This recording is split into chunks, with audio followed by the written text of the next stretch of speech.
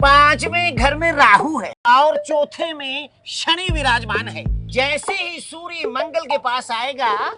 क्या सूर्य और मंगल महाराज? मतलब अगले महीने मोदी जी के नेतृत्व में भाजपा सरकार आने वाली है जम्मू कश्मीर में। अब हर लगन होगा शुभ लगन। इस बार जम्मू कश्मीर में आएगी भाजपा की सरकार। जम्मू कश्मीर का नया सूर्य उदय भी होगा और मंगल भी होगा, आपका भी। आप भी मोदी के भरोसे पे विश्वास कर भाजपा को वोट दें। शांति, स्थिरता और विकास। जम्मू कश्मीर को मोदी पर विश्वास। कमल का बटन दबाएं, भाजपा की सरकार बनाएं। वापस अक़वाम मुत्तहिदा पर एक और अहम और बड़ी खबर, क्योंकि आपको याद होगा कि कल अक़वाम मुत्तहिदा के अंदर पाकिस्तान के वज़ीर आज़म ने तकरीर की थी और तकरीर के दौरान 370 पाकिस्तान के हालात और जम्मू कश्मीर के हालात पर अपनी गहरी तशवीश का इजहार किया था। और कल रात देर गए भारत सरकार की तरफ से भारत के वफ़द की क़यादत भारत के वज़ीर ख़ारजा डॉक्टर जयशंकर ने की और रात देर गए इस इजलास अक़वाम मुत्तहिदा के जनरल इजलास से उन्होंने ख़िताब किया। और ख़िताब के दौरान सीधी सी बात थी, निशाना जहां पाकिस्तान भी था, पाकिस्तान की सफारती पॉलिसी भी थी, वहीं पर भारत सरकार का मौक़िफ़ कि हम किसी को भी पीछे नहीं रखेंगे बल्कि सबको अपने साथ लेकर चलेंगे, इसकी वजाहत भी करी। और साथ साथ ये भी साफ किया कि किस तरीके से अक़वाम मुत्तहिदा को आने वाले दिनों में मज़ीद चैलेंज का सामना करना पड़ेगा। एक तरफ से ईरान का जिक्र हुआ, दूसरी तरफ से बैरूत का जिक्र हुआ, तीसरी तरफ से फ़लस्तीन का भी मामला आया। ताहम ये बात काबिल ज़िक्र है कि सबसे ज़्यादा निशाना जो था अक़वाम मुत्तहिदा के अंदर वो पाकिस्तान बना और ये साफ कर दिया कि पाकिस्तान के ज़ेर इंतज़ाम जो कश्मीर का हिस्सा है उन्हें वो छोड़ देना चाहिए, ये इलीगल ऑक्यूपेशन उनके पास है। और डॉक्टर जयशंकर ने जीडीपी का जिक्र करते हुए कहा कि पाकिस्तान की जीडीपी मतलब इंतहा पसंदी और दहशतगर्दी को परवान चढ़ाना और भारत की जीडीपी का मतलब अमन, खुशहाली और रवादारी का मामला है।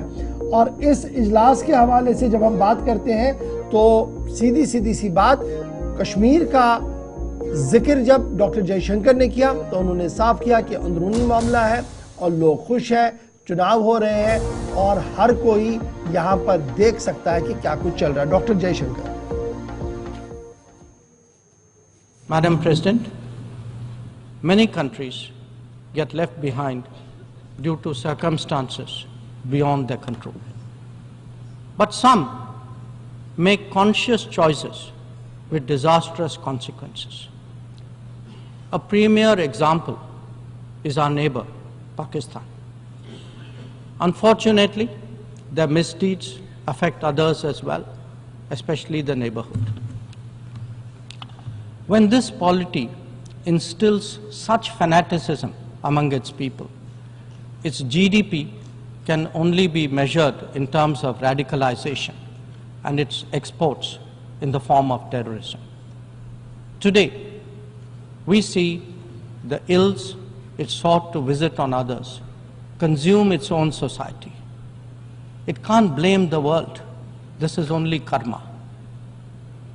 Madam President, a dysfunctional nation coveting the lands of others must be exposed and must be countered.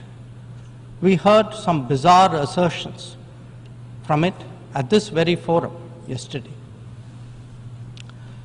So let me make India's position perfectly clear. Pakistan's cross-border terrorism policy will never succeed, and it can have no expectation of impunity. On the contrary, actions will certainly have consequences. The issue to be resolved between us is now only the vacation of illegally occupied Indian territory by Pakistan, and of course, the abandonment of Pakistan's long-standing attachment to terrorism. Madam President, the global order is inherently pluralistic and diverse. The UN began with 51 members. We are now 193. The world has changed profoundly, and so have its concerns and its opportunities.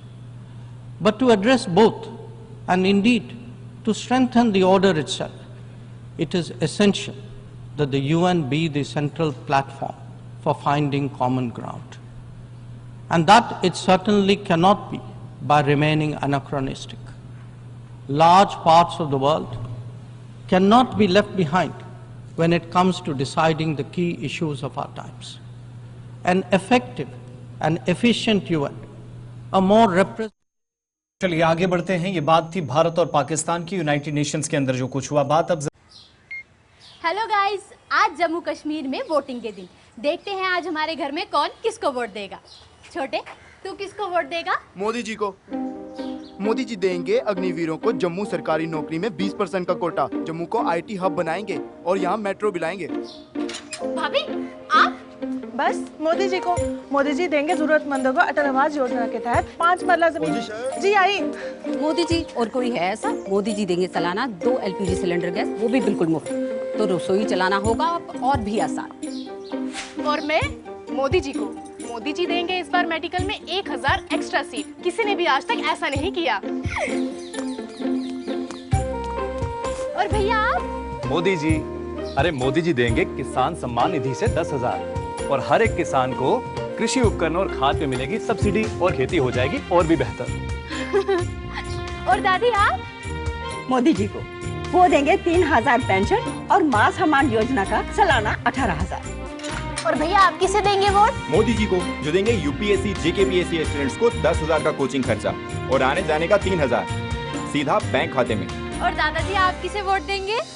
केवल मोदी जी को। वो बचाएंगे हमारी संस्कृति और सभ्यता और रखेंगे हम सबके परिवारों को सुरक्षित। और मैं भी मोदी जी को। वो देंगे 7 लाख का आयुष्मान कार्ड, जिससे मैं अपने परिवार के स्वास्थ्य का ख्याल रख पाऊंगा।